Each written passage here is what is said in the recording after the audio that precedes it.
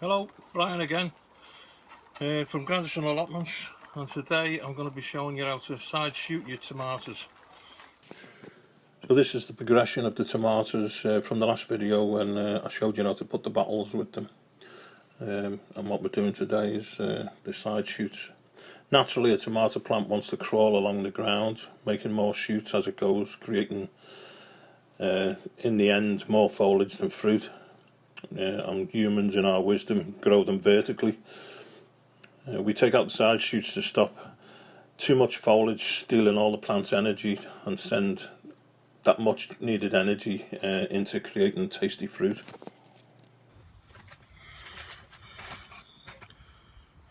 So the side shoots are between the main branch and the stem, and you can see this one here. See, I call it like the shoot in the armpit, if you know what I mean. You can imagine the body and an arm there, and it's in the armpit there. So you just pinch them out like that, and there's another one there, if you can see that.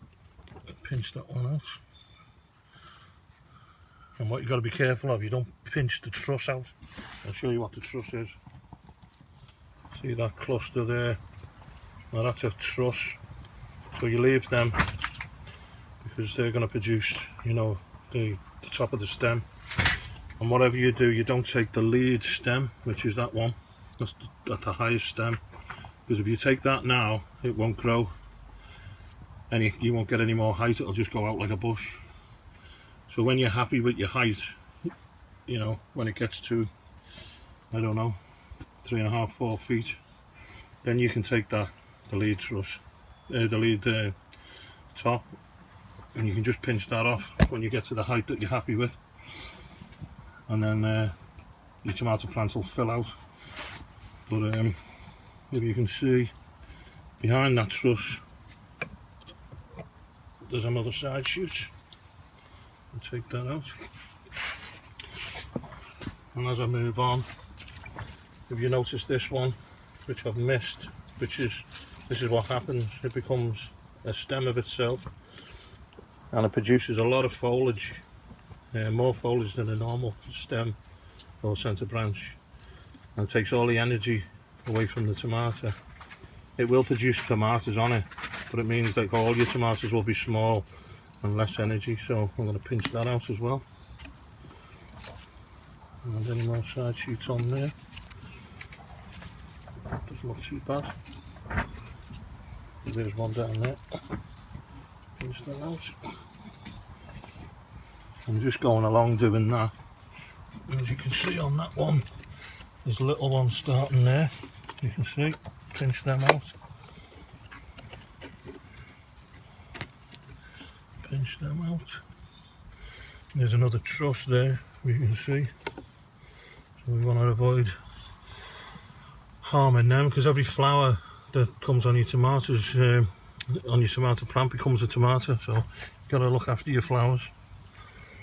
So I just basically go along like that, taking these side shoots out.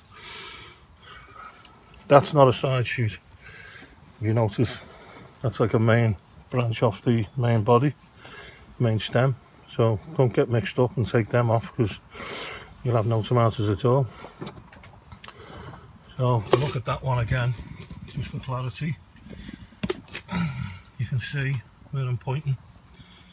There's the middle side shoot in the middle of the armpit. Pinch it out, and there's another truss. You'll be careful about them. And the earlier you do this, the better, because every week after that you're going to be looking for more until the plant reaches the required height. We keep taking the side shoot off all the time until you're ready to pinch out your lead shoot when you're happy with the height of your tomatoes. It'll depend on the height of your greenhouse. The Americans call it a sucker, which I'm not a fan of Americans changing the English language and the English way of doing things, but it's probably more appropriate because it sucks the life out of the plant.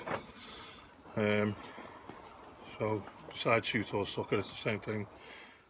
Moving on now to feeding your tomatoes. I start off with a standard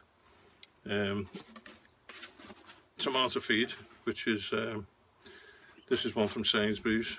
They're basically all the same, but some are better ingredients than others. This is a good one, which is a garden line vegetable feed. This will do quite a number of your vegetables, but good for tomatoes as well.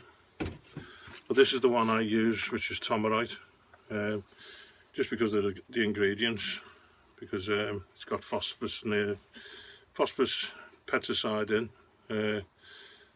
and nitrogen, which is on a level where it's not going to, if you have too much nitrogen, it's going to force more foliage, you know, than fruit. But this is like at the right levels, which is 2.7%. Nitrogen in total is 4% in this whole bottle, like, but we're only using like a capful in a watering can. And I do this every 10 to 14 days, just give them a feed as well as watering, but every 10 to 14 days I give them a feed.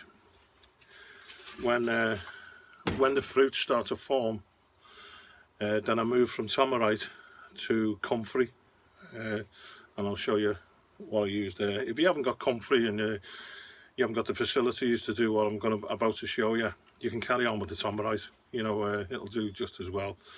It's just that the comfrey is a natural solution and it's a more concentrated solution, and I'll show you how that is now. Garden comfrey plant. It has little pink and lilac flowers if you let it grow, but it's really classed as a weed, the garden comfrey, and it will spread everywhere. So I have mine in a container, and when the leaves are large in the summer, I cut them, put them in a large container and let them soak and rot down, which makes a stinking smell. It's obnoxious smell, like, but you can take that then, you know, after about 4 to 6 weeks, you can fill your watering can with that. There's no need to dilute, and then you can use that as your tomato feed. You can leave it and make a concentrated comfrey, but I just do it in the water butt because it's easy to do for me. And it contains vital nutrients that your tomatoes are going to need, like nitrogen, phosphorus and potassium, and it's a natural way of doing it. And I say I keep mine. You get a couple of cuttings a year off it, and just keep throwing it in your barrel. And it's if you don't want to buy tomato feed, it's a free, natural solution. So this is a 1.5 gallon watering can, and the cap on these ones is usually the measure to use, which is on there should be 1.5 caps, which is 22 millilitres per cap. And but you know, if you've got a little measuring cup, you can measure it out yourself. So you just one and 1.5 of them into the watering can, and then we're going to feed our tomatoes.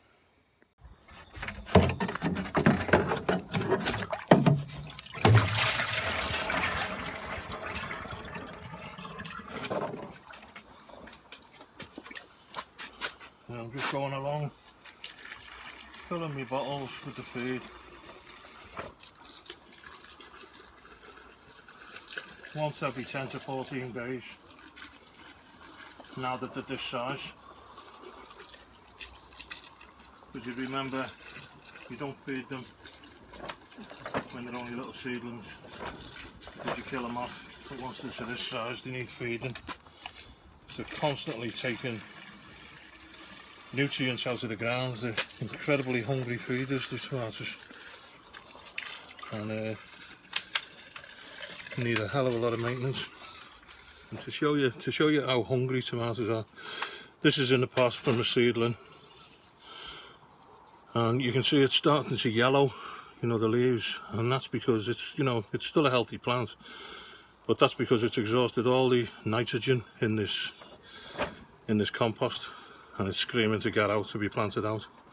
But this is what it's doing, you know, because it's took all the nitrogen out of that already. So that's what it's going to do in the polytunnel as well. So that's why we're feeding them now. You know, carry on feeding them, and we're putting a bit more nitrogen in to keep them alive and to produce some nice tomatoes for eating when they're ready in maybe August or something like that. Okay, bye for now.